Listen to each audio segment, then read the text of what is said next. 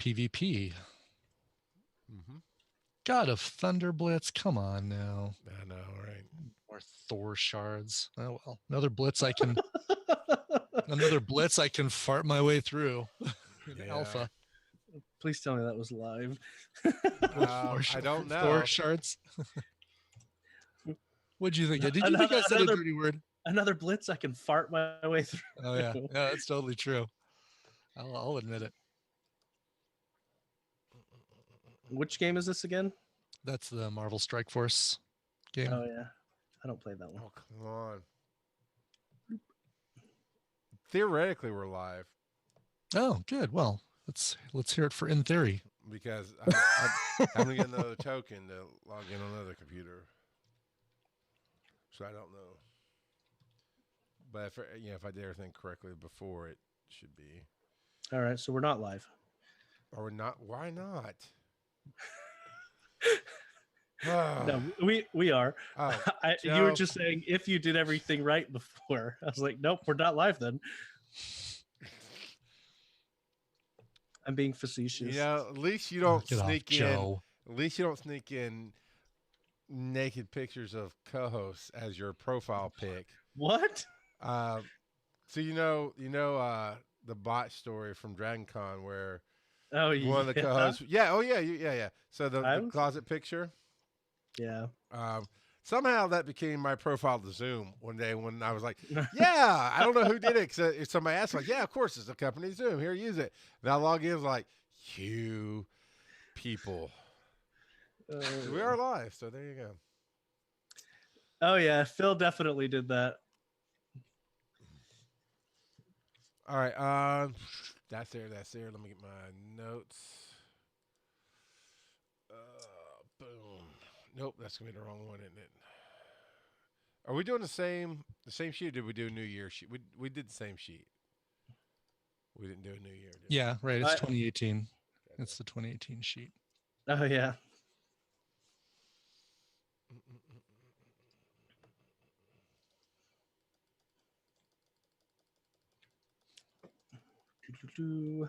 Hello, Lady Jasmine and Shiftworks and Nicole and whoever else is here and lurking. El Barto and Skinny Seahorse. El Barto. Cool. Let me see if there's any emails. And Fabian VM3. Fabio.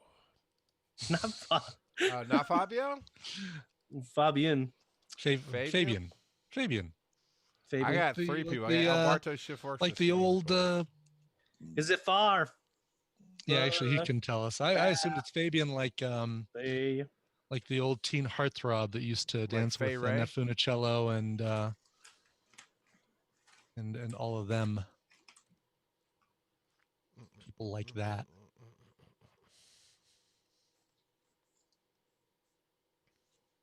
Okay. Oh, there we go. Lots of Twitter notifications. All right. Did we? I don't think we had any new patrons this last week, but I could be wrong. Oh, I need to look at that. I'm going to save that email. Man, all the Twitter crap. I have an email from Patreon about taxes. Yeah, I'm saving that because I need to look at that. Somehow, I don't think we've pulled enough to actually have to file taxes on that. You guys have it. You guys have, but since it funnels through the company, I have to just make sure it's taken care of. But it's usually not enough to matter. Actually, because we're like, hey, we got this little bit of money this year. Now I can write off all this other stuff, and we took a loss. It helps that way. All right, yeah, no direct emails this time. Okay. Shh, we're not supposed to say that on air. My bad. Say what on air? What? Whoops. Oh, no, you. I need a new clown nose. This one is really old, and it looks it. It's a little crusty, yeah. Yeah, it sat in a box for a long time, so it's got like baked in dust. If you can kind of see that. I don't think I've ever heard a less appetizing phrase than baked in dust. Yeah, I turned it inside out. Let's see that. Do you guys have the same mic? Yeah. Yeah. Oh, do we? You have the Heil? Yep. Oh, you totally do. Yeah, look at that. The PR looks more expensive than it was. I'm just a newbie with a. You do you, Joe. Whatever. You know what? It shifted. Don't break great, it, Joe. So. In Joe's situation, that's one of the few times that the Yeti has really worked well. I've used it a few times successfully, but a lot of people have, and I have had issues with it in the past where it just picks up too much noise or something goes sideways. That's why I had to set up my hijinks. Well, and then mounting it is a beast for sure. Well, I told you how I've got it mounted right now, right? Mm-hmm. It's suspended with twine. I know. Boy Scouts for life, man. That's right. That's hilarious. Well, you're prepared.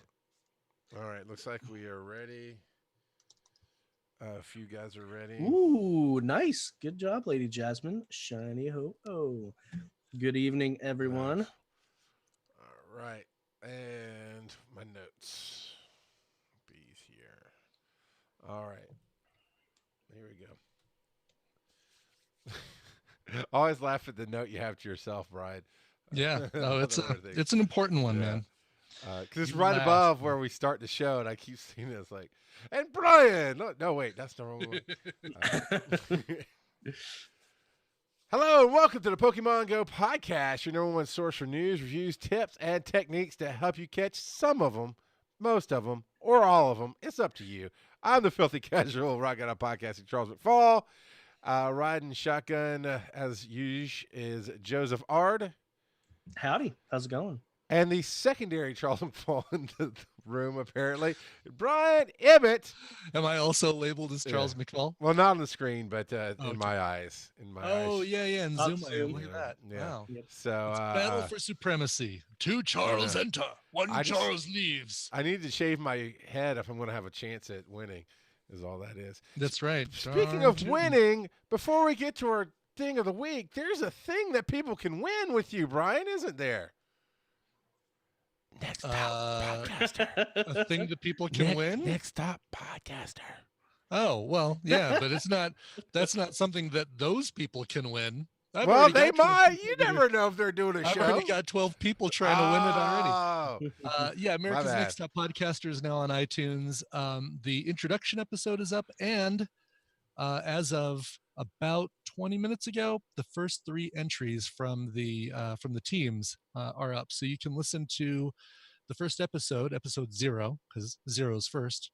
I don't know who came up with that. You'll hear me issue the challenge at the end of the episode, and then you'll find the first 3 entries, or the team's first 3 entries for that first challenge. I'm not even tell you what that challenge is. If you go to americasnexttop.podcaster.com, you'll find them, or just go to iTunes and do a search for America's Next Top Podcaster. And it's all right there. Everything you want. That's cool stuff. And it's about time somebody did something like that. And it's funny. It's about time I did something like this, because I've honestly been working on this thing since 2013. I look back at the initial set of notes that I was writing about challenges and stuff, and it was over 5 years ago, because it was 2013 and now we're in 2019. I can do math too.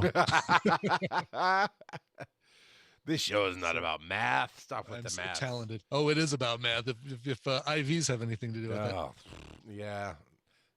Well, I know Amos kind of teased to me his week. I know my week.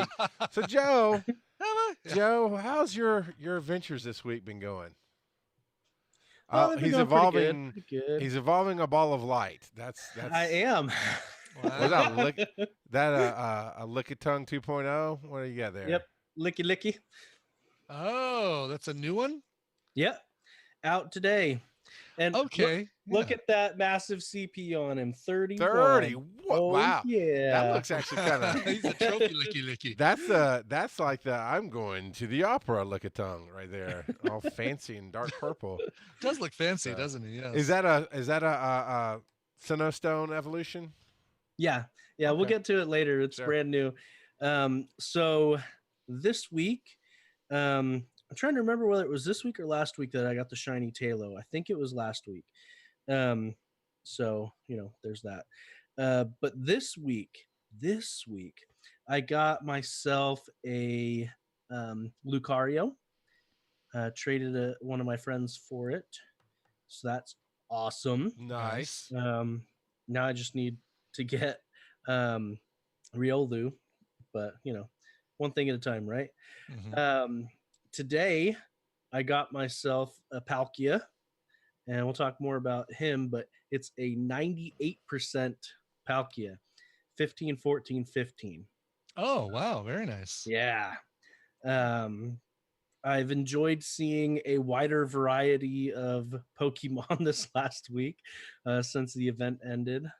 Because, I was getting tired of just Talo and Zigzagoon everywhere. Oh, yeah. Actually, I got a lot of different things I hadn't seen in a while showed up. A bunch of Tauroses showed up, and Drowsies and Abras, and just a bunch of Gen 1 stuff that I know they did. Didn't they do a Gen 1 event here recently? It's been a couple months, but yeah. Yeah, okay, so it wasn't that recent. There was something. I was like, are they doing another Gen 1 event? Because I got a lot of Gen 1s popping up in the last week or so. But, just captured them, went on. But what else happened for you this week, Joe? I have a new EX raid pass for Wednesday. So I'm going to take a late lunch on Wednesday because I work from home, and I'll drive down there and do the EX raid and get that done. I don't remember if I mentioned it, but during my last EX raid, I brought my Switch with me and had about 12 people line up and get Meltan boxes off of that. So how does that? Well, we'll save it today. I'm gonna put the question in the notes because we're gonna talk a little bit. Let's go at the end. I got a question about that, but that's cool. So you shared some love, gave some Meltans out, and I found out why a lot of the people at work haven't been asking for Meltan boxes. There were several people that had no idea what they were, didn't realize it was part of Pokemon Go, and then we have about 4 or 5 people in our Discord that have a Switch already that I know of. So I'm sure there's more, but so that's probably why people haven't been asking me for Melton boxes. But I've been telling people I've got it here at work just about every day. So nice. Ibbot. Yes, sir. How was your I have to follow week? Well, I did catch a cricket tot today that was 15, 14, 15, but it's something ridiculous like 24 CP. So if I want to evolve it and then like get it up to something usable, it's going to take forever and going to be super expensive. So I'm probably not going to. No, my experience of the week, which is lame because I haven't gone out yet to do any of the new raids, is finally, after many tries and many frustrating misses, finally getting the 3 great curveballs needed to get the newest Spinda, the Spinda that disappears today. Was it only 3? I thought it was 5. I'm sorry, it is 5. Yes, that's what's so frustrating about it. Yeah. Especially 5 great curveballs in a row. 5 great curveballs in a row, and so many times you get that thing streak broken. Oh yeah. But got it, and so I'm still batting 1,000 on all the Spindas, and tomorrow a new one comes out. It really is. It was a lame week for me because I did not get out and do. I did one Kyogre raid, no shiny, but no problem taking it down. Well, and I've seen a lot of people complaining about the scarcity of that Spinda quest because it's been overwritten so many times by events lately that it just seems like it hasn't been available hardly at all.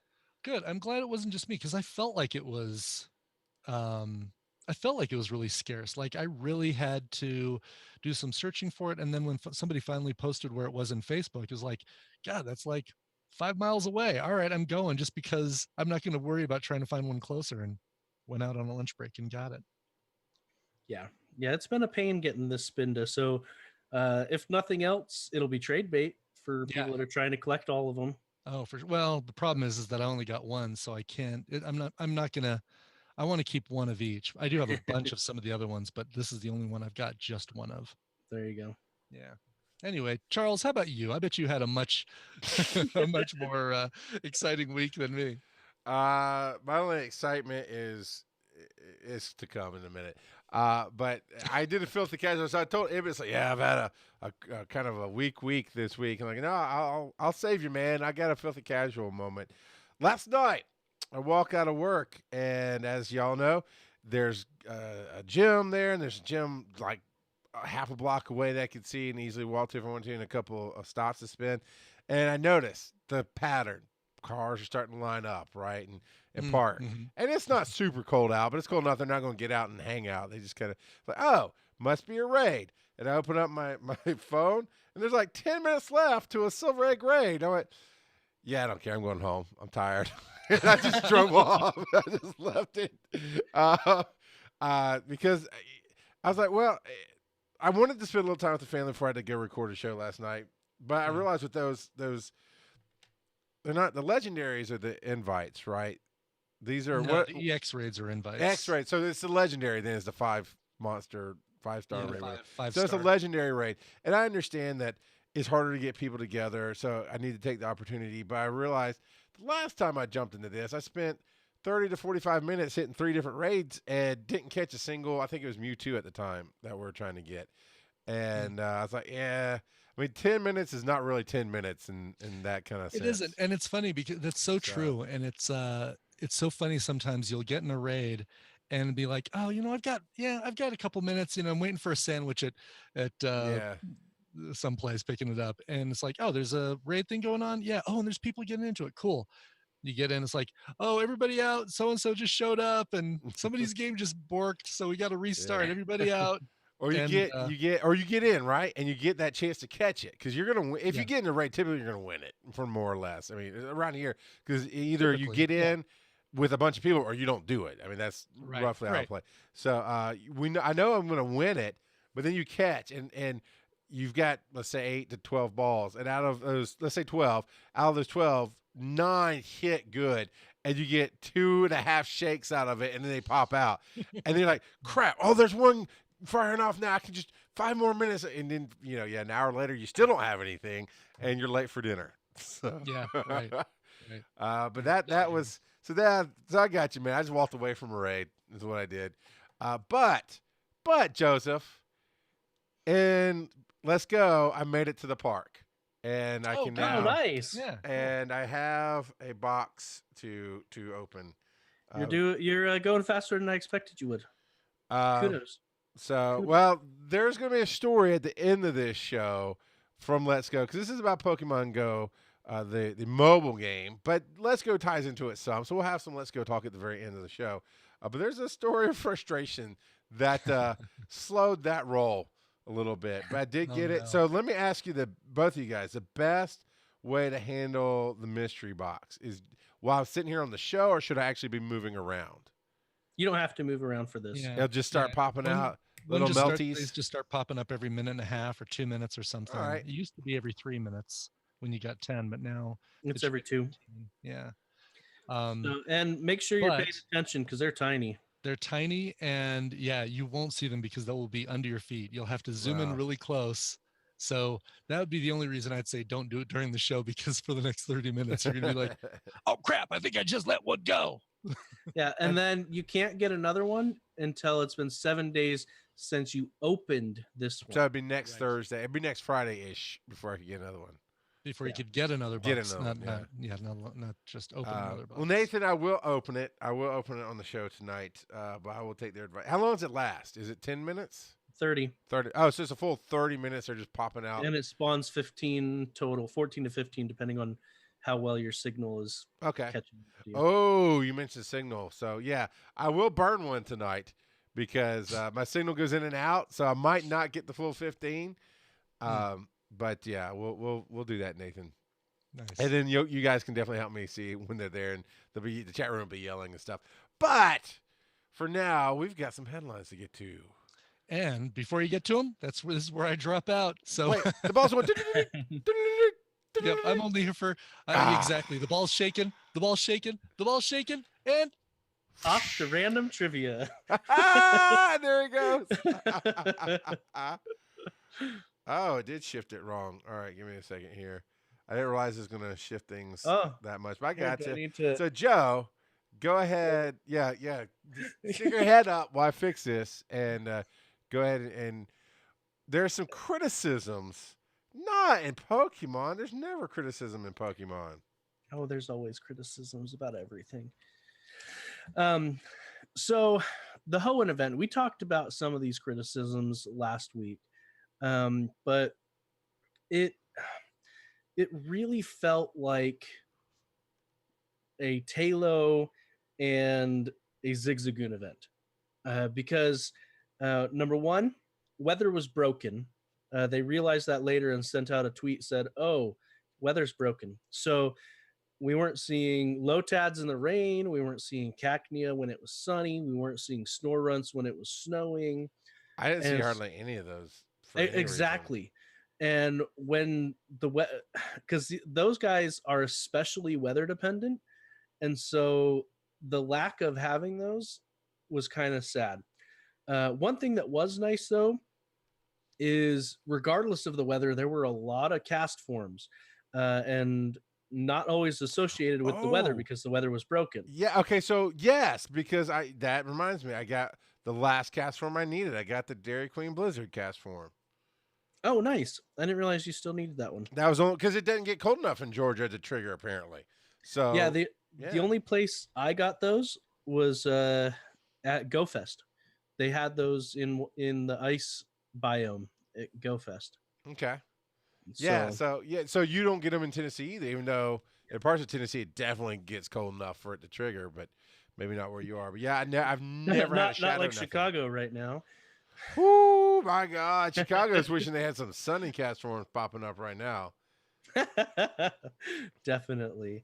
And so talking about how only a few Pokemon seem to be boosted, weather was broken, rare spawns, unless they were boosted, weren't anywhere. Like Trapinch and Slackoth were fairly common, but I didn't see any Phoebus. I didn't see any Bagon. I actually found one Bagon after the event ended. Didn't see any Beldum or Ralts. And so I think I got I didn't get a Ralts. I got Roselia, a couple of Roselias. Oh, okay. Yeah, there was plenty of Roselia, but there was a lack of rare spawns, which was disheartening. Evolved forms weren't out and about. I didn't see even a Swellow, Talos evolved form, or a Linoon. Granted, I know that they were trying to get us the shiny forms of Talo and Zigzagoon, but still, there was just a lot of stuff that was missing. It was nice having Lunatone and Solrock available out in the wild. Well, depending on where you were at, but they were also in raids. But yeah, all in all, it was just kind of meh. Okay. And then when the weekend came and we wanted the Psyducks, there were some Psyducks, but not nearly as many as you would hope, considering it was a concurrent event. Got to get that blue Psyduck, and it seemed like Psyducks were mostly only spawning in water biomes, and so they were only that's where they would naturally spawn, right? That it is, but usually but in an event they should spawn. They spawn, yeah, exactly. And so there was that. There were some pluses to the event. So it was nice being able to hunt for the new shinies. Like we said, it really felt like that. Real quick, Jesper Ofka asks if we're spoofing. No, we do not spoof. That's not exactly what they're asking. They said, "Do you spoof?" Which is seems to me once a week somebody jumps in and asks that question randomly. Well, and that's because for the podcast listeners, on air we show one of our games, and usually it's with an incense going or something like that. But mostly it's just there to be there as another visual for the podcast. But yeah, we talked about earlier how this event also overrode research tasks. So, this particular Spinda is going to be tough. And so, yeah, it was, I don't know. What did you think of the event? Because you weren't really here last week, so. I forgot it was going on, to be honest. I mean, when I saw stuff that I was like, oh, older stuff that hadn't been around for a while, I was like, oh. But again, mine was a lot of Gen 1 stuff popping up. I mean, I didn't mind. Not during the event. When was the event exactly? The event ended on the 25th. I'd have to look. Yeah. Some during the event. Really? Definitely. I mean, I just saw more stuff, but yeah, I mean, I was singing. Oh, the 29th. The 29th. It ended on the 29th. Oh, so I definitely saw it during the event where I saw, like I said, the Drowsies, the Hypnos, Tauroses all of a sudden were coming out in force. Oddishes. Are you sure that wasn't 2 days ago when the event ended? Okay, you're asking me, Joe. I don't know for sure, but because I wasn't seeing any of that. Here, let me rewind. Yeah, the event was cool. Next.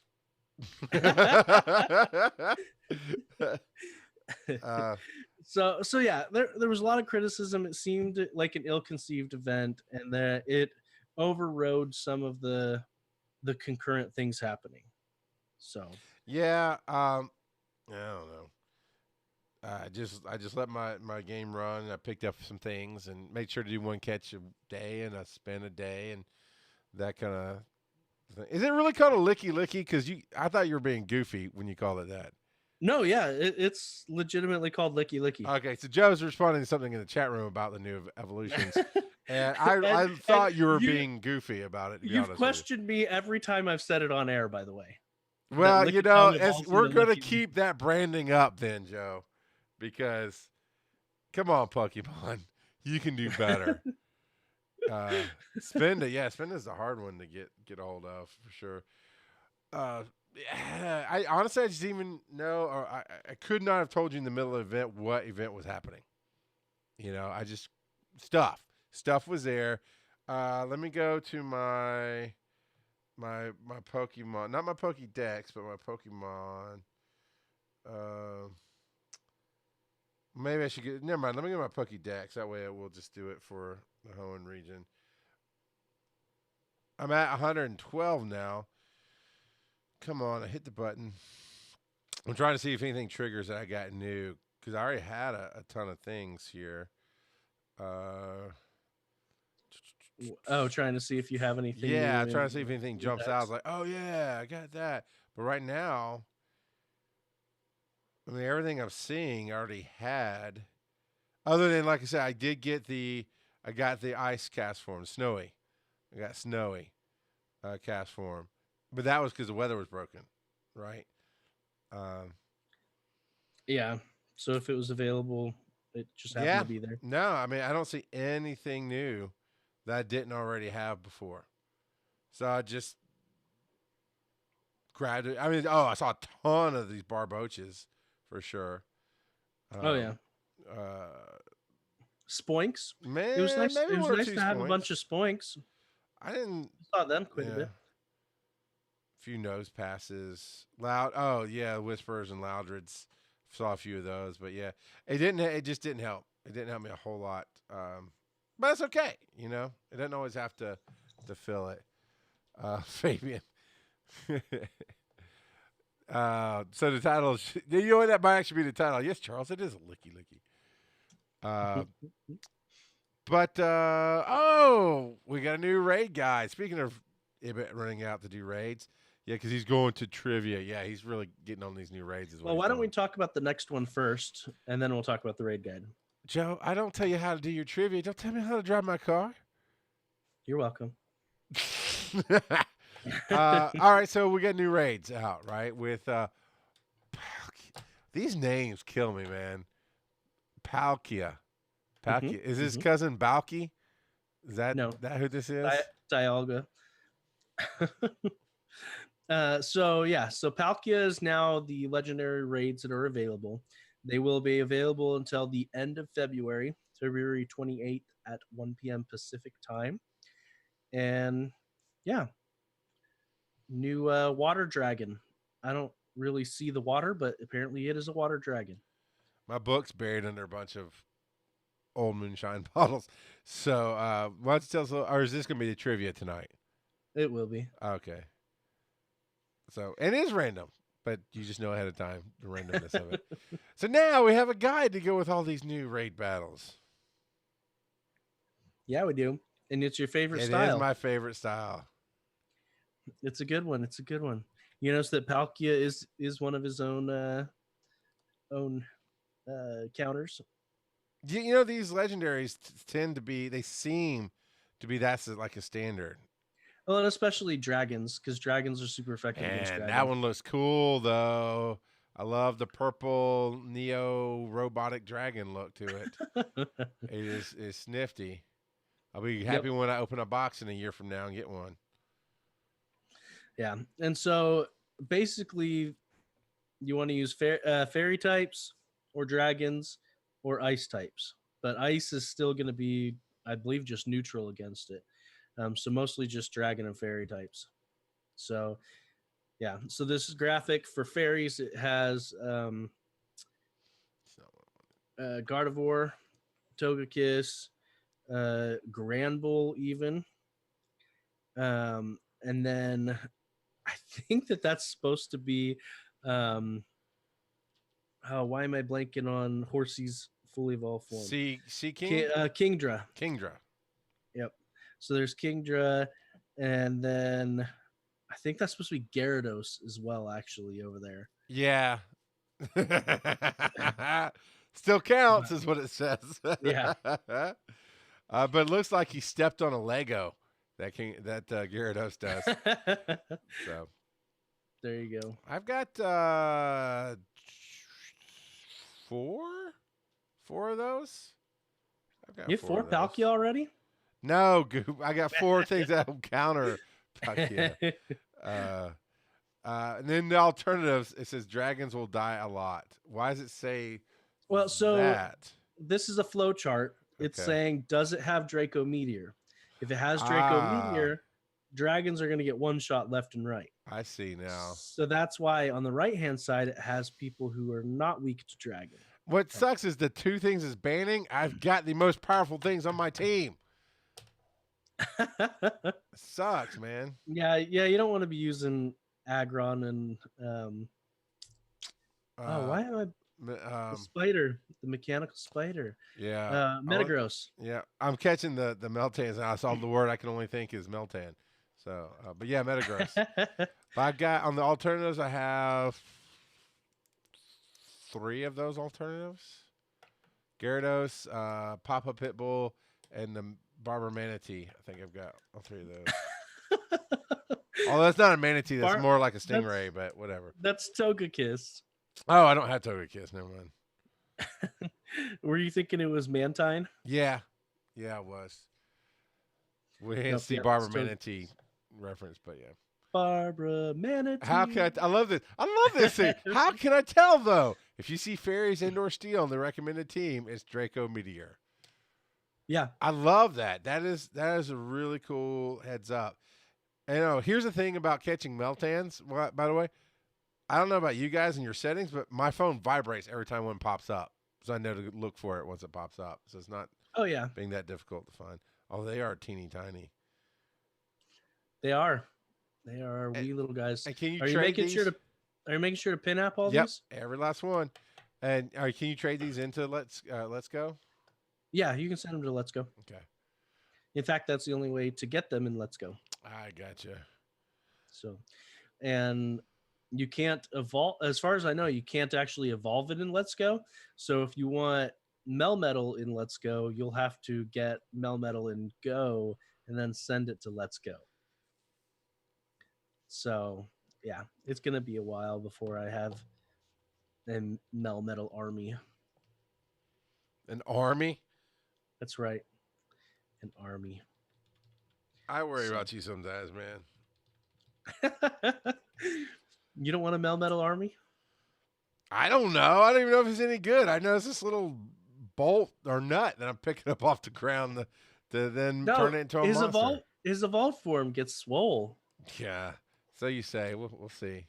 But it takes me forever to get anything evolved, so I don't hold my breath. We'll see. But so you're gonna, but it takes 400, to get. So you want what's an army for you? What 6. number? 6. Okay, because you can take 6 in the battle. It's gonna take you roughly Jeezy 3 to 4 crazy. weeks to get each one. You know how many Gyarados I have?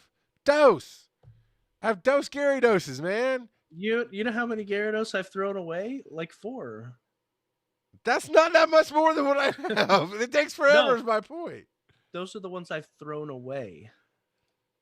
Joe, I'm going to drive to Tennessee in a minute. You're killing me, man. But earlier, you teased this new headline that has come out because you did this live on the show. You've got the Licky Licky, and there are new evolved forms emerging today. Yeah.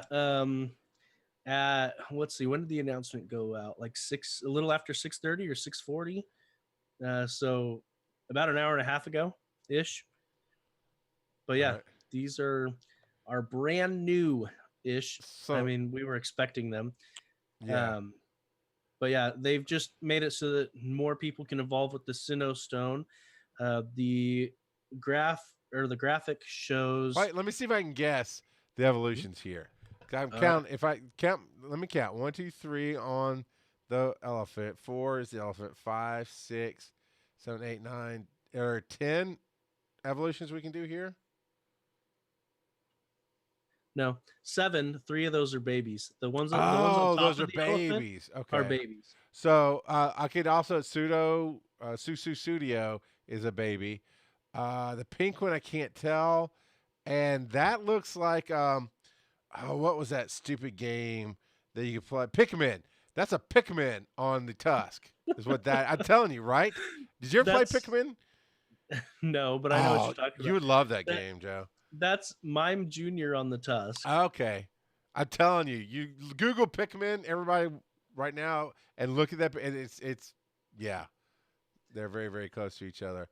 I don't know what the pink baby is, to be honest. The one on top of the head. I can't tell from here. But so obviously, that's what Mammo Swine or whatever. It's the elephant evolution. Yanma has an evolution. Obviously, Lickitung. Is that a Ralts evolution there in the middle, looking like a Power Ranger pose? Yep. Okay. And then Tangela, obviously, and the Apom. Yeah, his name. And then this one that looks like Marowak and Roselia had a baby is I don't know that one. Snorunt's evolved form. Wow, so Snorunt dresses up, cleans up nice. Yeah, Snorunt has 2 evolved forms. This is one of them. Okay. And apparently, even though Gallade and Frostlass are supposed to have gender specific for their requirements for their evolutions, they do not in Pokemon Go. And Nathan Epp is saying that the baby is actually the baby form of Chansey. Yeah, I saw that you were saying that. And so let's see, what is that one? Happini is the little baby. And then where'd the picture go? All right, so Yanma's evolved form is Yanmega, and then Lickitung evolves into Licky Licky. The Ralts into Corellia into Gallade is right there. Okay. Tangela into Tangrowth, and Apom. I can't remember what Apom's evolved form is named, to be honest. A2 Palms? Ambipom. Ambidextrous, 2 hands. I was on point. A2 Palms. Point for Charles. Right there. And then the little baby up there is Sudowoodo's baby form. Bronzely. So, okay. Yeah. And then, like Alberto said, ton of new moves became available. I'm sure we'll talk about that next week because we don't have a breakdown right now of what all has been found. But a lot of new moves. Someone earlier was talking about some of the grass moves. Roserade can learn Grass Knot now. And so, yeah, a lot of new moves are out and about. So we'll have to get a breakdown next week on that. But yeah, in addition to the new evolutions and the new babies, Cranidos and Shieldon are available in the wild. And it looks like more Pokemon are getting added to eggs. Because this is so new, we don't know the breakdown of it just yet. Breakdown. Yeah. Every time. Yeah, we'll have to see. But yeah, it says that the tail end, we're talking about the new moves. It says finally certain Pokemon may be able to learn new moves via TM. And so their example is Machamp can now learn Rock Slide. I don't know why you'd want your Machamp to learn Rock Slide, but your Machamp can learn Rock Slide. So okay. Yeah. So yeah, that's the example that they shared. But all in all, new Pokemon, get out there, get hatching. I wonder if there's any other Pokemon new Pokemon added to eggs other than the babies. I suspect it's probably just the 3 babies that are pictured. So apparently I've triggered Nathan. He's doing the itchy. How much? Can I get some of that dust, man? Can I get some of that dust? Because apparently I have a ton. Because I never use it for much of anything. Oh, do you? I haven't even been paying attention. I don't know. But Nathan's like, how much of that dust you got? So. But you know what is new in the game? It's kind of, right? It's not everywhere. It's getting expanded. Yeah, but in Argentina, what can we do now? How does that go again? Argentina. That's how we say it, man. Argentina. That's where Hoenn shot first. Oh, really? Yeah, you didn't know that, did you? A little not behind the movie. Cantina? No, it's Argentina. See, and Arge and Tina. Yeah. Okay. But Pokestop submissions are now live in Argentina, and we are going to. This is in there mostly as I don't know if we even have any listeners in Argentina, but and if we do, I do apologize for that last bit. I like to see that this is expanding. I am excited for when it actually makes it to the US. Or even Europe. I don't think it's made it to Europe yet. So, but we'll just have to wait. We'll get our time eventually. Do you think it'll be? I'm guessing maybe August. I don't even play that game anymore. That's a losing bet. Is to try to guess when we're gonna get something in this game. We'll just have to wait and see. Yeah, that's all you can do is just wait and see. But it is live running around in the world, so it'll get here. Now, before we get to the next headline, Nathan popped in something about the versions you may see on Android 131.4 and on iOS 1994. You may see the incorrect gender evolution preview for female Corellia, male Snorunt, and male Combi. We're working to resolve this over the coming days. I'll let you know once this issue has been resolved. Okay, so we were talking about the gender issues with the evolutions. So apparently they have noticed this and they're going to fix it. Yeah.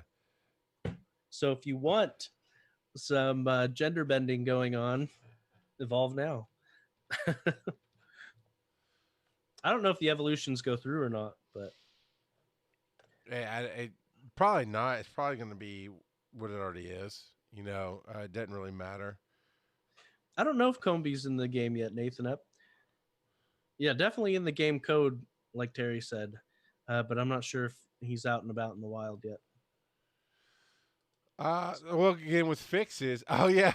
So you did a screenshot this week of the iPhone X and the ring, and you were getting wasn't Meltan. It was somebody else you were capturing. It was Groudon. And I mean, the ring didn't fit on the screen. Just the outer white ring was cut off. I mean, it was too white of rainbows, basically flipped. You didn't actually have a full ring. Ooh. That's how does that work for good, excellent throws? I mean, do you get more excellent throws because your ring is like hitting the side of a barn? I got all great throws on that. I didn't miss a single great throw, but apparently Combi has been confirmed. So yeah, the Bimjinik said that Combi is in the wild, is available. So all right, cool. But yeah, so the iPhone X has been plagued with ratio issues since the iPhone X came out because Niantic hasn't done anything to fix ratio issues. However, part of this is this guy's own fault, to be honest. So he says that he can't even reach Palkia with a curve throw.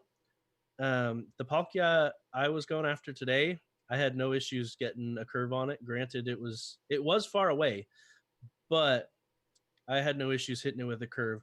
Now, what a lot of people don't realize is with the iPhone X, you have to turn off the what's it called? 3D touch, I think is what it's called. Turning off the 3D touch option gives you a lot more control over your throws. So, yeah. Okay. But does the ring still stay the same? Yeah. So part of the issue with the 3D touch is, at least I found, I couldn't throw the balls as far, and I couldn't get as much of a spin on it. So it was a lot smoother once I turned it off. Yeah, honestly, that's the thing with the iPhones is that touch. Even on the stuff it's supposed to work on, it doesn't work as intended a lot of the times, I think. Yeah. So yeah. Just do yourself a favor. If you've got an iPhone 10, just turn off the 3D touch. In, out, in, out. You remember that on the electric company? Out, in. Sorry. All right, that's me playing with the Zoom for the. No, for those on the podcast, he's just zooming in and out on his character. You can probably infer that from having known me. So we have a new raid. Of course, we this is something we've already talked about a little bit. The raid boss shakeup.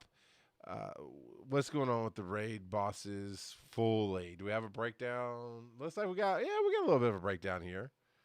Kind of. Yeah, so the current raid bosses, tier 1, we have Buizel, Dratini, Phoebus, Magikarp, Shinx, and Swablu. In tier 2, we have Alolan Executor, Kirlia, Mawile, and Sableye. Tier 3, we have Alakazam, Azumarill, Gramble, and Machamp. Tier 4, we have Absol, Alolan Marowak, Togetic, Ursaring, Tyranitar, and Palkia. That Togetic will come in handy for a lot of people who still need the candies for their Togekiss evolution. Of course, Shiny Absol is always a plus. Ursaring, who cares, personally? All of tier 3, I don't really care. Like, I guess I could get some more Machamps, but it's like, I really don't care about tier 2 at all. I guess if you want to try to get a really good Kirlia to evolve into a Gallade. So mostly I'm looking at some of the tier 1, especially Shinx. I've got a shiny Shinx, but I wouldn't mind having one that has better IVs. And then Palkia, of course. Palkia's attack stat is really high. Okay. If he had a water type quick move, he would actually be one of the top contenders for the top water type attackers. But because he doesn't have a water type attack move, that throws him closer to. Why am I blanking on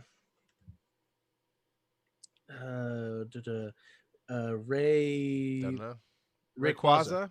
That's so it tosses him more into the Rayquaza sphere of things.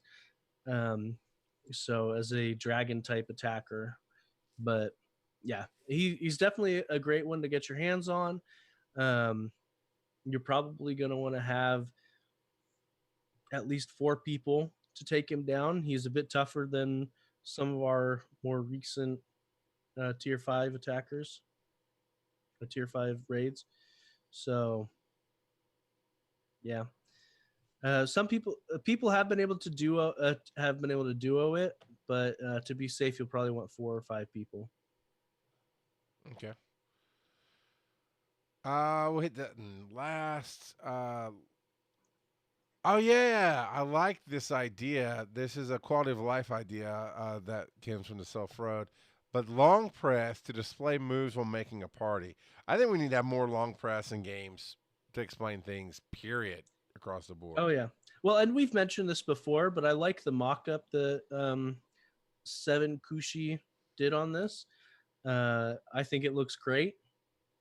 So a nice little speech bubble pops up with the 2 moves that they've got and their power.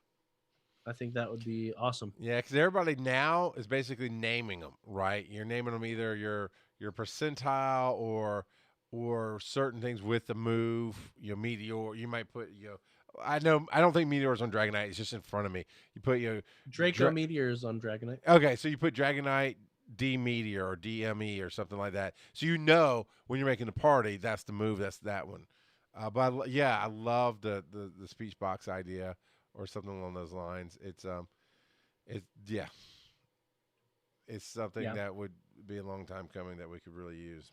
Yeah, we've mentioned this before, and I think it would be a great quality of life fix because you go to put in somebody on a team and you don't know what their matchup is, and you've got a timer clicking against you to figure out what you want for your team. Then yeah, I think honestly, and I know the hardcores like the dead to me's out there. You might know him as Terry Wolf, but the dead to me's out there that they may. And I know you, Joe, you seem to enjoy going in and researching, building your team and finding the 15, 15, 15 and TMing and getting the moves. I would love an easy way to, if I'm building a team, I want a filthy casual button, right? I want something that says, hey, I've learned that this is the possible best move, or that the game knows this is the best move I can hit. Best move, and it'll pull that team up. Because it seems like the random suggestion now is just random. But oddly enough, most people I talk to, you can search for specific. But I have to know what the move is, right? And I have to know that the move is strong against this character in this situation. What you're suggesting is just what you're suggesting is basically just the autofill teams, right? But my understanding is autofill teams are junk, but they've gotten better. Okay, well, I was going to say most people I've talked to that actually when I do raid, which is not often, obviously, but when I do raid, they're all like, "Yeah, I just use," because I'm like, "Hey, how did you build your team for this?" And like, I just used autofill teams and go in and fight and die and then refresh and jump right back in and fight and So it's more like a fire hose approach, right? Everybody's just going in and blasting as hard as they can with whatever they have, knowing that with enough numbers you're going to take this thing down. Yeah. So half the time I don't even bother switching away from the suggested one just because I know we have enough people. Yeah. Terry's saying Ho-Oh can now have a hidden power. Yeah, so hidden power is a move, and it can come in any type. And so specifically Ho-Oh can have hidden power that's a fire type. What does that mean? Is that like the move, hidden power, and then you execute it and you don't know what's going to happen next? Well, it'll tell you on their profile of the Pokemon what type it is. Okay. But yeah, hidden power can be any type. Cool. And I am learning a lot of things from playing Let's Go. One of the biggest things is that what is strong in Pokemon Go is not necessarily strong in Let's Go. So there's a lot of different mechanics in Let's Go that aren't in Pokemon Go. And yeah, this is a mobile game, so I understand that. It's just it was being that Pokemon Go is basically my entry into this world, having to learn it from the opposite of the way you learned it, right? You played the games and then had to adjust for the mobile. I'm doing the other way around. But yeah, it's interesting to learn. Yeah, I haven't looked at the new move statistics, but Terry's saying that with hidden power fire, Ho-Oh becomes the #1 fire type attacker. So, very nice. There you go. Any breaking news? Anything else to throw in here? We did have one other source here. Did you want to skip it or no? No. This will be, unless you got something else to throw in. It's more of a PSA. Yeah. So the PSA is, don't be like Charles. File your Pokemon Go Fest taxes and get your return. Yeah. Now you missed it. What Charles is hinting at is that Go Fest 2017, the one that was a complete failure that Charles went to, 99% failure. It was okay. Yeah, it wasn't a complete failure. There was a class action lawsuit, and a settlement was proposed and followed through with. And so there was a dollar amount that Niantic was told that they had to pay. So regardless of whether you filed, if you sent in your receipts or not, Niantic is still paying the same amount. But those checks have been mailed and should be received anytime between now and mid-February. So that's out and about. Any amount that it goes unclaimed is getting donated to, I think, a local charity in Chicago, if I'm not there you go. The Warm Our Beer charity, because they won't deliver beer in Chicago right now because it's freezing. The beer is freezing. The light our train tracks on fire. Yeah. I did honestly forget, but for the most part, it was the kindness of the show that you the listeners that got me there.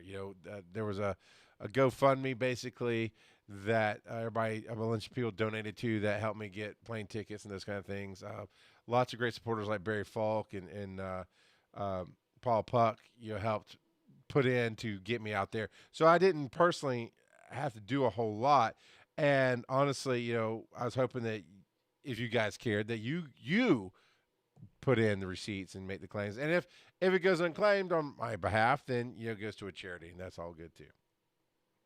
So, had I come out of pocket, Joe, I think I'd have probably been more on the ball of not, recouping some of these losses would be great. But since it was really the awesomeness of you, the listener, it was great, So there's nothing I can do there, and it's well, fun. And hopefully this time more of us can go. Because I'm planning on driving this time, so if you want to drive the couple of hours up to me, we could just carpool. We can, it's early enough to start trying to plan for something like that. It's definitely a possibility. I think that'd be okay. Because I was gonna say, I don't know how long's the ride from your house to Chicago? 8? I think it's 9 hours from my house. I was gonna say, I don't know how a car ride with Joe for that long would be, but I've seen Joe 2 years at Dragon Con, and the first year he slept at my house, and it'd be all right. I think if we could. Now here's the thing, because Ibbott's gonna have to, more or less, he's probably gonna fly anyway if he gets to go. Right? That's just probably. So what if we get him to fly into Atlanta or whatever airport might be close to you? Then the three of us road trip it. I think he'd rather just fly to Chicago. You don't think he'd road trip with us? Are we too childish for him? I think he would have a much more enjoyable time to just fly straight. Mr. Tambourine, you got burned by Nightbot. But yeah, I've already got a couple of people that have offered to let me stay with them if I go up to GoFest this next year. So yeah, it's definitely a possibility. Plus, it would be nice to have my car, so I don't get stuck. Alphabet boy there. I can't even say BM. Only thing we have no idea where Pogo Fest is going to be. I think it'll be in Chicago. I think it's always going to be in Chicago. Yeah, I'm guessing it'll be in Chicago again. Because of that whole park area, the fact that it has decent cell phone coverage. Obviously not great cell phone coverage. But with the cell towers that they put up, it wasn't bad. Right, and there was that too. So before that, it had decent, and then it just got overwhelmed. But it's the fact that you have this geographical area that's super easy to access. It's got great ways in and out, and it's a big open park that you can do different things in. That's hard to find in any other location in the U.S. Not impossible, but even in Atlanta, it'd be a lot more difficult than Chicago. And we have Centennial Olympic Park, but it's laid out in a much different way with no way to really close the whole thing. Even when they have festivals, they don't close the whole thing in. Yeah. So I think we can guess that Chicago is going to be the home of this fest from now on. So I'm actually about to give you a Meltan count because I just finished the box and I got 1, 2, 3, 4, 5, 6, 9, 12, 15, 16. 16 Meltans. So there you go. So I'll find the right one to save for Evolution. And I'll save, do all that. So technically I should I'm not going to do the math. If somebody can beat me, 16 times 4, because I'm about to actually look up how many candies it has.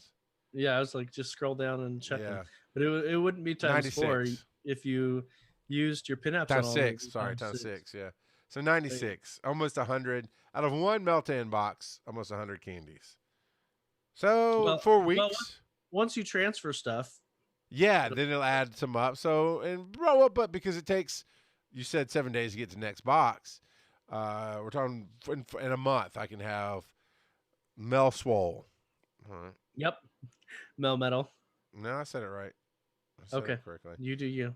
You know that, boo. When you're in Chicago, freezing your Meltans off, Joe, how do you find podcasts to keep you warm?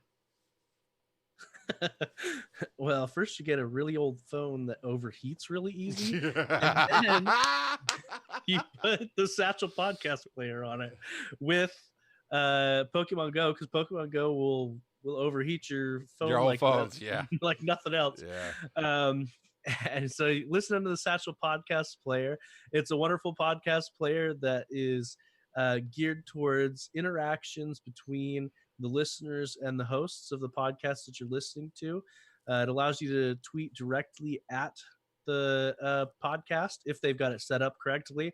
And if you are a podcaster, go to satchelplayer.com and get that set up so that they can tweet directly at you. They can send money to you if you want, or if they want, rather, regardless of whether you want to. Yeah. But yeah, and you can also sync it with your Patreon account. So yeah, the Satchel Podcast Player is an amazing podcast player that does things that no other podcast player does. Yeah, it's really, really cool that way. And as we hit this moment, let's give a shout out to everybody that I can see in the room. And I've accidentally skipped you because I think you're a bot. Beard Howard, good game. Alphabet, Charles Daniel 16. This one seems like a name of a bot. Citrus. I haven't seen them before, so I think they're not Charles Daniel. I'm talking about Citrus Pandas. Seems like a bot name. It might, but I haven't seen them here before. And that's why I'm saying I don't know. Sure. Dominique 9, Alberto 667, which is a bot. We'll give him a shout anyway. LAP's up in the house. Eric, Mr. 1. Kerman looks like. Lady Jasmine, Mr. Tambourine 19, Nathan, EP, Navarro, Potato with 2 eyes. I like that name. I think Shiftworks is a bot, but I'm not entirely sure. No, it's not. Shiftworks is one of our newest patrons. I mean, bits are out there, Bitcoin's out there. Bots can start donating, is all I'm saying. And look, the other day I did a stream, and I had all 5 viewers were bots. I'm like, come on, bots, let's rise up. Give me some money. Yeah, look, there's Shiftworks typing in chat. I can't see the chat. I'm giving shout outs. And bots can type in chat too. It's a smart bot, a really smart bot. Skinny Seahorse, which I think is also a bot. Terry Wolf, VNK, and I'm pretty sure Virgo Pros is botted up as well. So are you sure that Terry Wolf's not a bot? Terry Wolf's dead to me, so I really don't care. It's fine. He's a spoof bot. Well, Nathan, of course, Nathan says I missed half of this podcast due to work phone calls. Well, the good news is this is a podcast, so you can download the audio form through Satchel Podcast Player, iTunes, or any other podcatcher out there. It'll be out usually by Sunday. It's typically when we get this out. And then if you want to watch us record it live, it's on twitch.tv/Pokemon GO Podcast is where you can be live. And for all the new people here, we play a little game as we go along. You'll see that exclamation point and the letter S, and then you hit a space, and you type in whatever phrase you'd like to be considered for the title of the show, and that's how you can possibly get your title on the show this week. And we'll also use if you win that contest at the end here, your screen name will be credited in the show art as well. And then patreon.com, right, / Pokemon GO Podcast, where you can be part of our community, Discord, awesome stuff. Joe, you've got awesome stuff going out next week for our patrons? I'm hoping to get it out by next week, yes. I made something fun. I like it. I think it turned out pretty good. But yeah, I'm going to get it printed out this weekend and send it out. Yep. And if you're here live and you're part of the Twitch community, you can cheer, you can bid.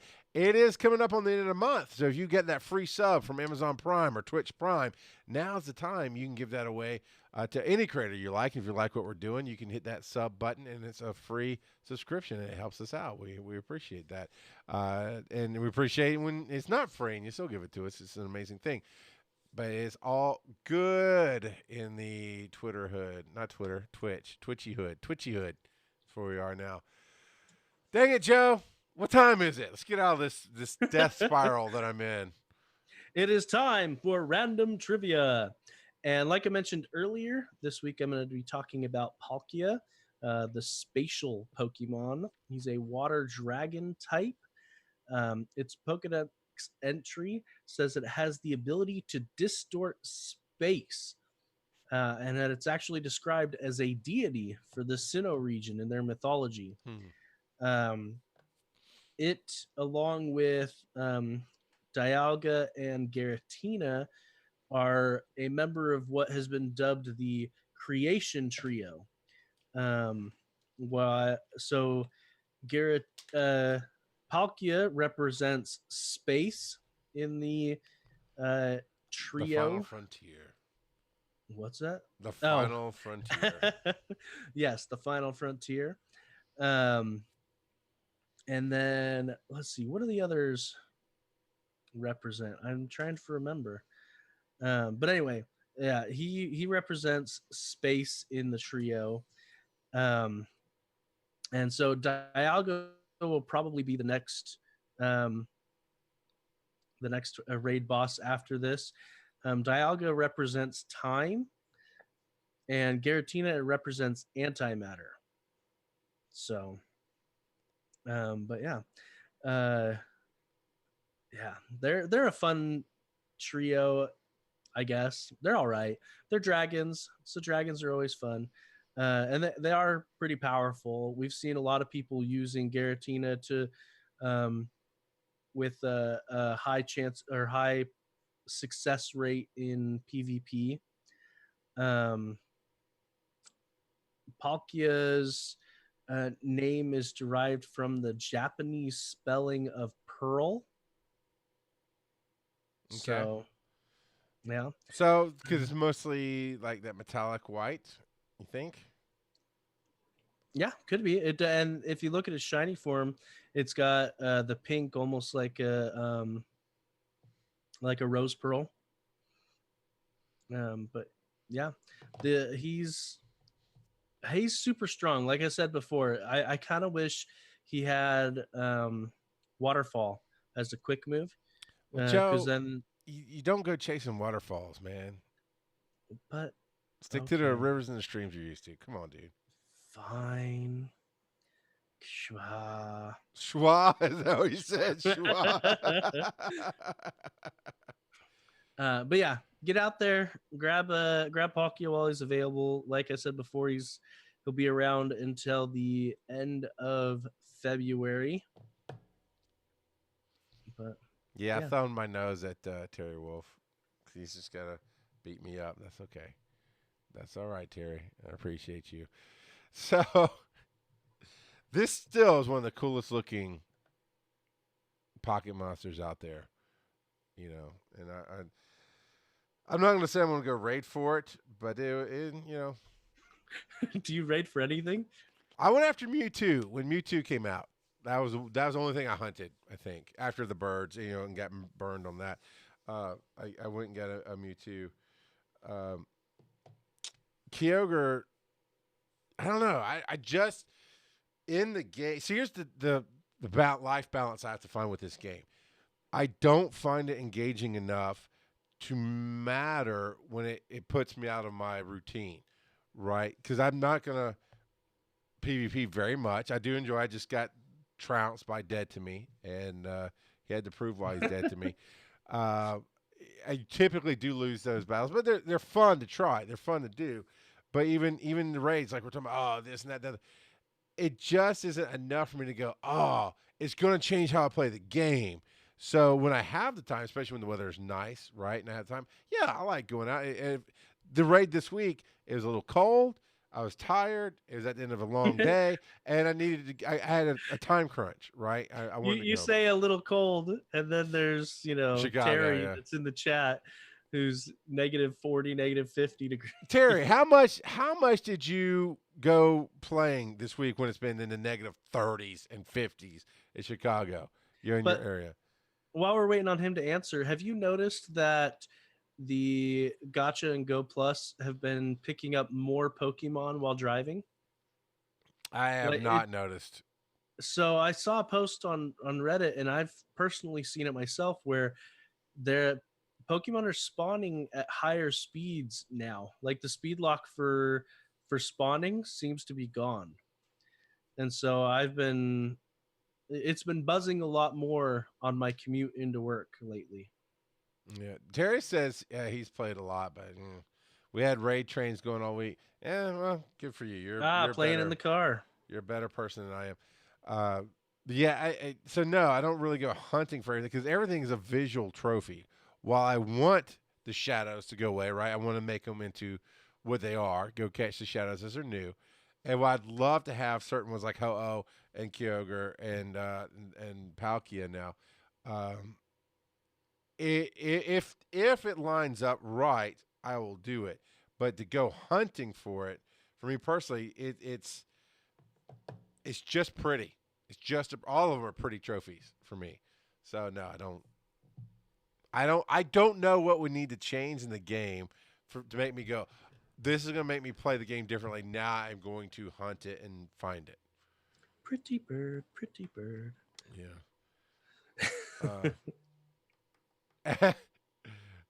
So okay, I'm not reading that. I don't want to. Yeah. Now, so because the speed cap got increased for spawns, I am burning through Pokeballs left and right, and that's basically what Terry said. Now I did. Okay, so I did notice. So with the active sync, right? I was getting to where I had a pattern before. The adventure sync? Yes, Joe. The adventure sync. I'm so sorry I offended your Pokemon knowledge there, sir. But before it came around, it was, I'd have a pattern of you get 80 to 100 normal Pokeballs, turn on the catch, and then as it got down to 10 or less, turn off the catch, and usually take me a day or two to build it back up. So out of 7 days, 5 would be catching, 2 would be restoring the supplies. Well, when Adventure Sync came around, and every Monday you're getting a minimum of what comes with the 5K, 20 Pokeballs? Yeah. Something like that. So you're getting a minimum of those, plus, the spins were putting out more, and this and that and the other. I was able to catch a lot more. But I have noticed recently, like all of a sudden, I'm back to having 0 Pokeballs. So I guess there you go. It has been definitely speed locking less, I guess it is. Because I think I had 90 the other day, and all of a sudden I had none.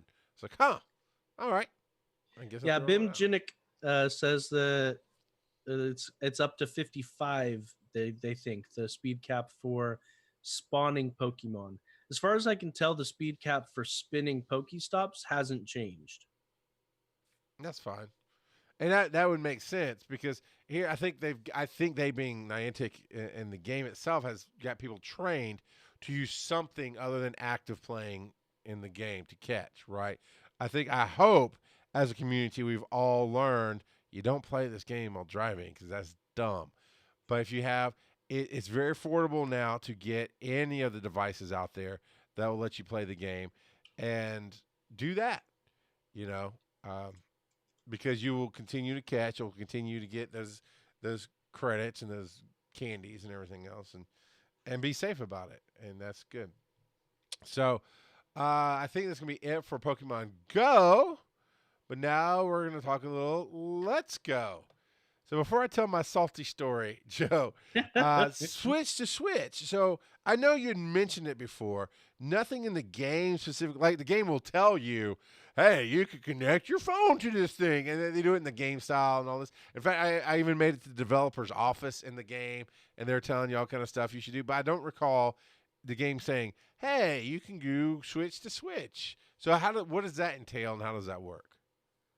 Yeah, I've never personally tried it, but as far as I know, you can trade from one Switch to another, and you can battle from one Switch to another. And the trading, so I noticed in the game, because I look up the evolutions, as I get a Pokemon, right, I decide, is it going to be part of my team to go out and battle my 6, and I usually keep 50-50. 3 that I know I'm just always going to be leveling up, and unfortunately, man, I'm irritated. The EV you start with will not evolve. And like, yeah, you know, but it's going to be your strongest Pokemon because it's always with you, right? It's always leveling from the moment you started the game. So that's honestly a little frustrating. It's like, why is my strongest Pokemon going to be its most basic form? But it's cool. So I always have the Eevee, right? And then I have, which I named my Eevee Badonkadonk just for fun. Mostly because I've been playing a lot of Borderlands, and I love Tiny Tina and all that section of the game of Borderlands 2. But then I got Gyarados very, very quickly, right? I bought the Magikarp and just leveled it very quickly, and Gary's one of my stronger characters. And, dude, did you know Alolan Ninetales is a boss in this game? I mean, not any little term of it's a boss fight, but I got the Alolan Ninetales just randomly. I mean, I found that person to trade or whatever. Like, oh, okay, here you go. And I'm like, wow, it's an ice type. And I didn't have an ice type. So I'm like, I'm going to believe this. And that thing hits above its weight, punches so hard above its weight, it's not even funny. Because I think I was taking on, let's see, my Ninetales was, let's say, level 22. My Eevee's level 33, 34. Okay. So that's roughly where I am in the game, right? Because your Eevee is your gauge, more or less, of how you're leveling. So when I got that Alolan Ninetales is 20, level 20. See, and Vulpix is a version exclusive for you. I can't catch wild Vulpix in my game. What do you get? What's your exclusive? Well, there's several, but the counterpart to Vulpix would probably be Growlithe. You can't get I've seen people have Growlithe. I mean, not people, but I've seen NPCs have it. So I can't. You can't catch Growlithe in the wild. I have to transfer it in. I thought I was going to transfer it in anyway, but I think I actually did transfer it in to the park. I do like the park. The park is a very visual, interesting place to be, with the Pokemon running around sometimes in packs and playing with each other, and that's cool. But yeah, so I've got something you don't have, but No, I've got it. My dex is complete. Oh, that's right, because you did the trade-in. So, yep. But yeah, that Alolan version, dude. I mean, I'd be going up against level 29 to 32 other Pokemon, and it needs this type or that type. Oh, well, that's my Alolan Ninetales, and threw it out and hoping, okay, at least get a shot in that's super effective before you die. And it's like kill. I was like, damn, dude, that thing. I did not expect that in a Pokemon game, to have something be a boss, come out and when Gyarados is fun and cool, but not the boss he looks like he should be, type of deal. So here's the salty story. So Joe, you said it took you about 10 hours to get to Fuchsia City? Yep. And that's 10 in-game hours? Yep. I start off, first time I've ever played a Pokemon game, right? An official Pokemon game. So I'm enjoying it. I'm going through, oh, let me do this. Let me figure out. Let me take my time through the cave and try to capture a whole lot of things, and so I can evolve and blah, blah, blah. And in about 8 hours, your voice in my head is like, yeah, it took me about 10. And you kept going, when are long it's going to take Charles? I don't know if you meant that hours-wise or weeks-wise. But so I'm like, all right, I got So I was at the point where I could come down. I don't remember the path number, but I come down the boardwalk on the right-hand side of the map. Okay. Right. From Lavender Town down. Yeah, and I'd already hit that point where the guard's like, I need some tea. I'm like, get you some tea, man. Why you got to stop me? Get you some tea. I don't need no, why is that my problem and you ain't got no tea? So I didn't look up like how to find the tea or anything. All right, well, I'm just going to explore. I'm going to explore some more. So I got to where I could go, oh, look, I can just go straight down this boardwalk and cut right over. I'm going to start hightailing it to Fuchsia City. Now, this was on a day that I was at 8 hours. As a Sunday afternoon, I ended up playing like 4 hours solid. Because that's the other thing. I made it kind of my job. I don't play any of my other games on the Switch right now for the show because I wanted to see what it'd take, what the casual aspect would be to it. I'm just going to play this game every chance I get, which was kind of a mistake because of what's about to happen. Because I burned myself out, and that's why it was a mistake. I made myself salty a little bit. It's not necessarily the game's fault. Oh, you're always salty. Shut up, Joe. So I'm burning down this path, and every freaking 5 feet, you got to fight somebody. Okay, whatever. And I get down, and there's a stupid Snorlax. I'm like, yay, Snorlax! But it's asleep. And I'm like, but punch it, chop it, something. Come on, bite it, Eevee, bite it. Nothing. And so I get on the internet, type up. And by the way, it takes me longer to play this game because every time something pops up, I got to look up its weaknesses. And I'll tell you what I did about that in a minute. And I know there's charts out there. But see, the charts out there expect you to memorize crap. I need to know it's a fire type or it's a fire steel or a poison bug or what. I don't know that crap. So now I have to look up. And so the charts were worthless for me. I'm almost surprised because in some of the other games, it'll actually tell you next to the moves whether or not it will be super effective. I'm kind of surprised that they didn't incorporate that into Let's Go. Well, they definitely did not incorporate into that. But that's the thing you got to know ahead of time, right? So I need to know, do I take my EV out and throw in something else that's going to be super effective? So that typing chart doesn't work for me, right? Because I'm filthy casual. I'm not going to memorize this stuff. So Google's your friend. I can literally type in Marowak weakness. And I just left weakness there and would take out Marowak and put in not spend up, but that's what popped in my head. Pikachu weakness and Google, instead of taking you to a page, Google itself will show you the weaknesses. Either in different graphic formats or just a list of it. But that would be all right. What are they throwing out? Growlithe weakness. Okay, it's going to be weak against blah blah blah type, and I'll find. I know what moves my character have. Now that's the other thing, Joe, too. I'm super smart. This is all about filthy casual advice for Let's Go if you're going to play this.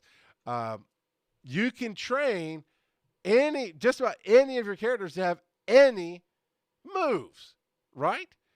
So to a certain degree. To a degree, right? So I got Gyarados has water, a really good water move. It's got a really good electric move. It's got dragon move and something else. But my Eevee has electric, water, fire, and ground, I think, on it are the 4 moves types that I have. Because it's like, how do I make my army because you lose momentum if you swap them out. So how do I, so that's how I do it. Anyway, so then I Google, right, how do I get past this stupid Snorlax? Then this is like hour 10. You gotta get the Pokeflute. There, right? You gotta get and I didn't have the Let's Fly Eevee move at the time. So but to get the Pokeflute, you have to go to Celadon City, go through the Bean Corner, then you have to come back and go to Lavender Town to go through the. So I had to backtrack all the way up, and I got the T in the process. But I had to get the self scope, which means I had to battle an hour-long path through the secret base of Team Rocket, right, to get the self scope, to then go over to the Haunted Mansion to get the oh Lord Jesus. But I thought, okay, fine. They don't want you just hightailing it to Fuchsia City. Fine. It's the game. Did all of that. So added another 5 hours to my journey. So we're at hour 13, 14 now, right? Okay. I've got what I need. Now I can just burn right down the side of the map, shoot over every freaking 5 steps. The closer you get to Fuchsia City, it's just like, no, more trains. And I can stomp them. And little side trick nobody told me about, right? Shut up, Timberine. I caught that Snorlax too. Got it. Yeah. But if you play with the Wiimote or the Joy-Cons separately, you can have 2 trainers at the same time, which helps you get through battles faster, right? Because you got 2 attacks versus 1 typically. And you can have support and all that stuff. Did you know that, Joe? You can play 2 trainers at once? I didn't know that you could have 2 Pokemon fighting at the same time. Mm-hmm. Is that it lets you do that against anybody? Yeah. Against everybody, yeah. I knew that you could dual catch. I just have never bothered with it. So I always saw the little icon over there, like the 2-person icon. Didn't know what it meant. But when I got to that Snorlax and realized I had to backtrack, I went, fastest road to Fuchsia City, because I was pissed off at this point because I'm going to have to backtrack. And that's where I found out if you run through the game with both Joy-Cons, and again, it has to be separate, in your, connections. Every battle is 2 Pokemon. Your first 2 in the list get thrown out automatically. Now, the thing that changes is if your opponent has 2 Pokemon back-to-back, it won't say, hey, they're about to throw out Growlithe, do you want to change? It'll just throw it out. Because you can basically you have a free turn. One can attack, heal, block, whatever, while the other one swaps out to be the super effective. No, I didn't get a Munchlax on either game. I don't have a Munchlax yet. So here's you can't get Munchlax in Let's Go. All right. Well, I don't know. So I'm just covering my bases. So I did. Yeah, I found out what's the fastest. So yes, I jumped to that, and I'm like, I'm on the freaking 14, 15, 16 trail, which is a straight shot into the city, except dinner's in an hour. And I'm sitting here, I've got my daughter playing with me because she likes to have the other controller and fight. And I'm like, all right, we're going to avoid this person. All right, we avoided that person. We're gonna avoid. Oh, they walked out to me. And and this is my fault. I played the game too much, right? I'm trying to push. I'm like, and now I think it was 22 hours total before I got to freaking Fuchsia City after all that. But at this point, I'm like, okay, dinner's in 30 minutes. I just want to get – I started screaming at the TV. I'm going to back off my mic here a little bit. Like, just let me get to the city. God, come on. I don't care. Just – oh, my God. I was so freaking salty. I was like and it wasn't cussing. I mean, I was actually saying that. I was like, just want to – I was like, almost in tears. Like, seriously, stop punching me in the face. I had to actually fast travel to another city to heal all my Pokemon and get my – because I was out of moves. I was out of all my moves because I had to fight so many freaking stupid people. I avoided almost all of those people on the way down. Oh, yeah. You Pokemoners, man. You and Phil. Hey, if you ever play, there's a walking path that will – I don't want to memorize a walking path. I want to say, no, thanks. I'll come back and punch you in the face later. Thank you. You got to wait for him to turn. There's no turn. They're not moving. Yeah. They're standing there looking in my face. A lot of them will turn. You just got to wait a couple seconds for him to turn. I didn't know that, Joe. So I did. I mean, I now get to go back to playing it slowly. Now I did make it to Fuchsia City. Went right to the park. Made a mistake and multi-transfer. I did one transfer to see what it was like. Oh, that's cool. And then transferred a few others and got 2 Meltan boxes, which is really 1 because you can only have 1 in the 7 days. Then I was like, all right, I'm going to spend a few minutes. I want to catch some of the stuff. I transferred stuff I didn't have yet in the game, right? Mm-hmm. The first thing I transferred was, let me look. I can tell you. Because I had extras. It was a legendary because I'm smart like that. I'm going to go big or go home. Moltres. I threw in a Moltres, right? Because, go big or go home. And that stupid thing is so red lit, it's not even funny. It's like, God. All right, I'm going to have to come back with other stuff. So, yeah, it was just, whoo, that is like the push to I can see it. It's right. Freaking, I'm right here. It's right here. Why? What? It's like that is there to print. Your energy now. Yeah, that's my other game. I am thinking about throwing my Dragonair in because I have a Dragonair, and I already have a Dragonite in Pokemon Go. But yeah, so that was my Let's Go this week. But yeah, you can have the double Joy-Cons. You can still get you have to play with your Eevee or Pokemon a lot to get them happy, keep them happy. But if you play with them a certain amount, if I know I'm about to go into a battle, like a gym battle, I will play with them a whole bunch. And in between battles, I'll keep playing with them. and you will get a special move, which I think is the EVV on the EV one. I forget what it's called on Pokemon, on the Pikachu one, but it's where you shake your Joy-Con and it's a cutscene. It's just one hit done move pretty much. It's a really cool thing. But yeah, it's I was enjoying it until I tried to push too hard to get to Fuchsia City and get this done. Now we'll take a break for a hot minute, but then I do actually plan on getting back in and just again slowly making it through. So you need some tea? All right, I'm gonna Google, and I'm telling you right now, I'm just being honest. I'm not gonna figure out anything for myself. I am gonna Google everything about this game. But here's what I did. One last tip about it, Joe. Right? Because I know you guys, a lot of you guys memorize the different types, and this. I don't have. I ain't got time for that, Jesus. I just went and made a very basic spreadsheet.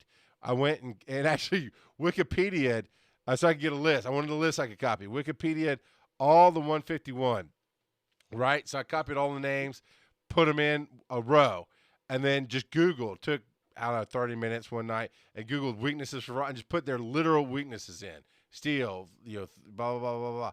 And then put it in alphabetical order. So now you throw out a Growlithe. Gee, all right, there it is. There's the weakness. Now I know what to hit it with. So, but it's been fun. Google is a filthy casual's best friend. You're not lying.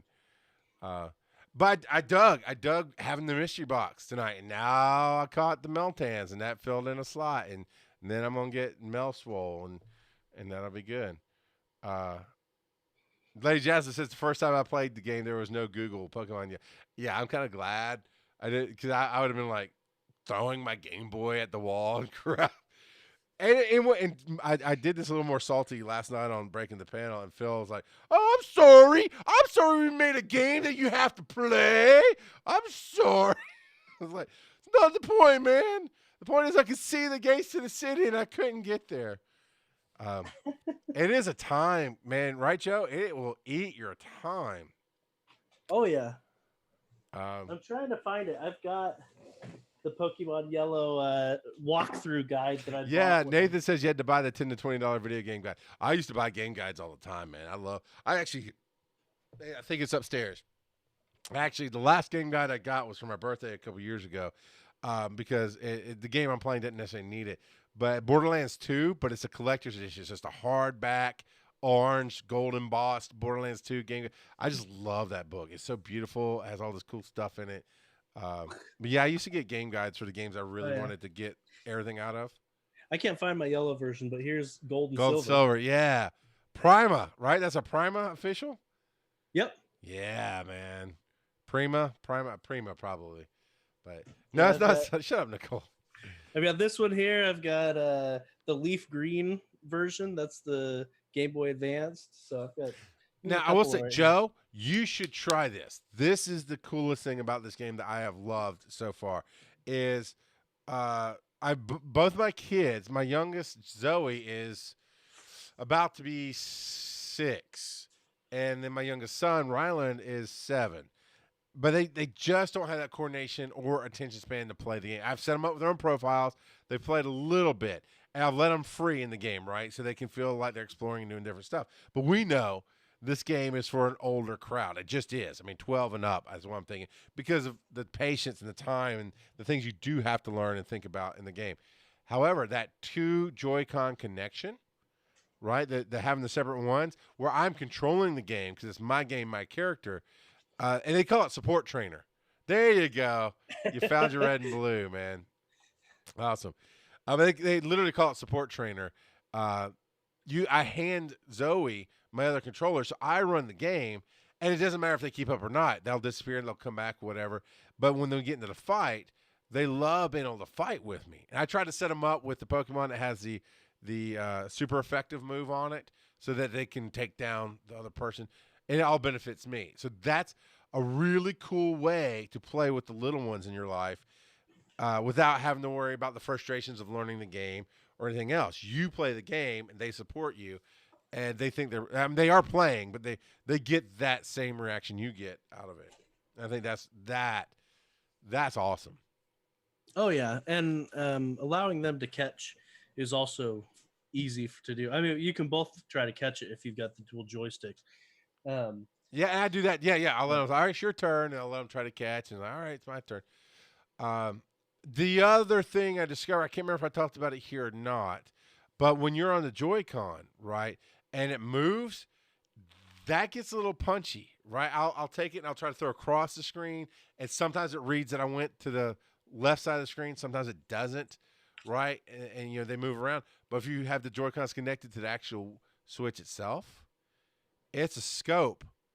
When they move, you move with it, and that thing, that's my preferred way to play, to be honest with you. Or if you don't want to actually move it, you can use the joystick. You can use the joystick, but I actually found the moving of the Switch itself to be more accurate. For me, it just felt better.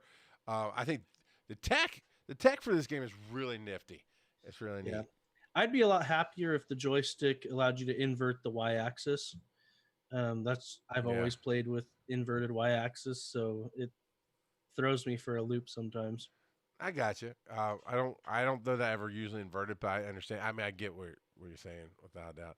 Do you have anything to throw in about anything else before we tell everybody where to find us? Well, I just want to, now that you've gotten to Fuchsia City, you can technically get anywhere in the game except the Elite Four. Because I still have an islander. I've got a couple places I haven't been yet. But what you can do is near the park, there's a guy you talk to, and that's how you learn surf. I mean, it's not called surf in this. I can't remember what it's called. But basically, you can surf with your Pikachu. So you can learn that from him.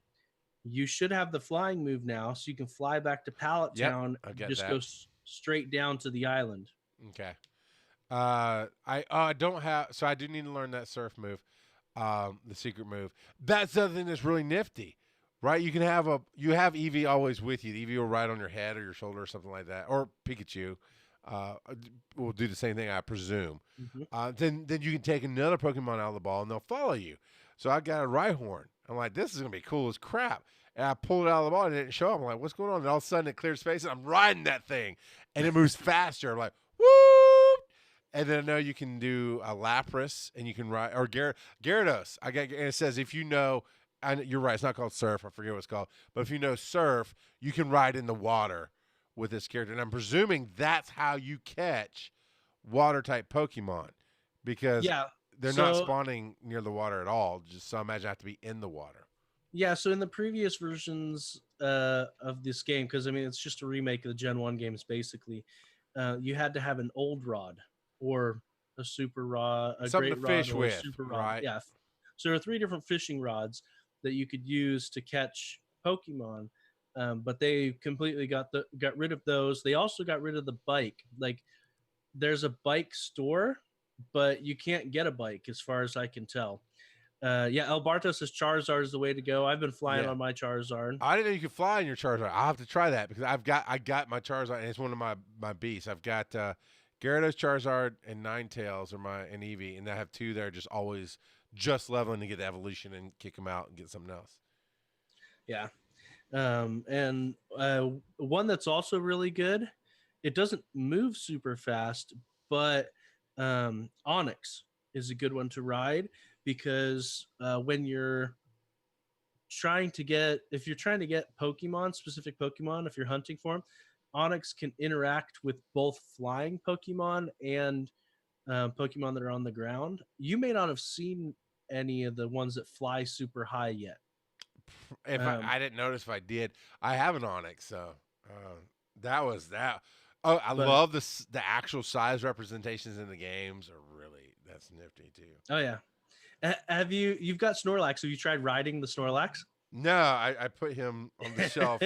So your character clings to the side of to his belly, and you ride on him. It's pretty funny. That sounds right. And I'm trying to get right on mentioning that. I know that's not what you meant, but still, there's lots of cool things in this game. That's Starmie with Scald. Oh, that thing, that was so hard to beat. But I have 3 gym badges right now. I'm at Fuchsia City. So you can technically skip all the way to the 8th badge at this point. I'm probably going to go back. I definitely avoided some because I was avoiding everything that I could avoid just to get to Fuchsia City after I got to the Ghost Tower for the first time. Yeah. And here's the thing. Here's something I think they missed out in the park. Because, yeah, I got stuff that is super high powered compared to what I have in my Pokédex right now. I think do you have a trainer level in this game, or is it just your highest Pokemon? So Pokemon that you're not the original trainer of will only obey you if you have specific badges. So that's the only thing that's the closest representation to a trainer level. Gotcha. So Eevee, or for you Pikachu, your pet, your starter, your absolute starter. That's kind of how your level gauge is. So I'm at 32, 33 is where I'm at roughly. So yeah, it's going to be it's going to be fun once I take a break because I just all right, I'm not going to play anything else. I'm going to play this so I can get this thing done. But the thing I think they missed out in the park at Fuchsia City was that ability to battle your own Pokemon to wear them down, to then capture them, like you do the Snorlax, right? And it said there will be others in the game that you battle them first, then catch them. Yeah, it's the legendary Pokemon. Okay. And I think they should have done that in the park, Well, and that's the old style. You used to battle everything except Safari Zone. But you used to battle everything else and whittle it down and then catch it. Well, I need to whittle some stuff in because all my stuff from Pokemon Go is way stronger than the stuff I have in game, so it's harder to catch. Yeah. So yeah, I'll get it done. But I was like, man, it'd be so cool to have that Moltres either riding it or having it flying behind me or something, and be a boss fire type to have. And you're in Fuchsia City. Go buy some Ultra Balls. I've got a few. Yeah, I'll do that. I'll buy some more. But anyway, that's all the Pokemon Let's Go talk for tonight. Thanks for being patient with us on both the podcast and here live. If you're live, stick around. We're going to be voting for the titles here in just a minute, and Nicole will tell you how to do that. If you'd like to email us, show@PokemonGoPodcast.com is reading that. Also on that website, if you go there to PokemonGoPodcast.com and look on the right-hand side, there's a Speak Pipe tab, and that is how you get your literal voice on the show. We will play the Speak Pipe messages here. Reddit/r/Pokemon Go Podcast. Facebook/Pokemon Go Podcast. Twitter is @Pokemon Go Pod. Live is twitch.tv/Pokemon Go Podcast. And of course, the podcast can be found on all your catchers as Pokemon Go Podcast. We are part of a store. If you'd like to buy some of our shirts, our mugs, our stickers, the stickers are really, really cool. It is tiny.cc/GSTU. That GSTU is all caps. Yeah, so tiny.cc/GSTU. You'll see all the different shows on the Giant Size Team Up Network to have their merchandise there, and you can jump in. And we did just have a sale. You weren't here last week, but like 4 or 5 people told us that they bought shirts last week. Nice. While we were live on air. Thank you very much. I'm glad you took advantage of the sale because it was a decent one. And again, that's something that TeePublic we're partners with, TeePublic, and they're hosting that for us. And they control the sales and the prices and all that. But we appreciate everything that you can do to support us and show your love. Joe, where can they find you on the web? You can find me at Joseph_Ard. You can find the Coverville who has fled at Coverville. And you can find me at Rock God of Pod across Twitter and Rock God of Podcasting everywhere else. So until next time, when you're riding your Gyarados, download Satchel Player just to hear Joe say. Get out there and get Palkia while he's available because he is a beast. I see what you did there, beast. Yeah. All right, let's go look at this voter stuff here. The Showbot. Mighty Morphin. Did you come across Metal Army? in your in Let's Go? there's a house, and I learned to go into houses and talk to everybody because I usually skip that crap in games. But that's where you get the outfits, and sometimes you can get special items and different things like that. There's a house where the little girl is obsessed with Clefairy. Oh, yeah? I have a Clefable, and she did not care. Does it have to be Clefairy specifically to show her to do something special? Probably. You probably didn't do that. You probably skipped that part. Yeah. Which city was that in? I don't know, dude. It was a later city, is all I can tell you. All right, here are our choices. Yes, Charles, it's a licky. Mighty Morphin Melmetal Army, which I dig. No, Terry, we're not doing that one. Oh no, the Wild Coverville fled. Rock Out Assault. Yeah, PGP Road Trip to Go Fest 2019. I still think that'd be a lot of fun. Google is a filthy casual's best friend. Charles is a Meltan master. I don't think anybody's going to vote for that but me, Nathan, but I appreciate it. Charles gets eaten by dragons. Here there be dragons is a good one. Nightbot keeps shutting me down. Charles is a bot. Thank you, Joe. Charles is stuck in year one of Fogo. I wouldn't say stuck. I would say I'm happily residing in year one of Pokemon Go. Charles's rage energy is fully charged and riding a ride on. Right now, Mighty Morphin Melmetal Army is winning from Nathan.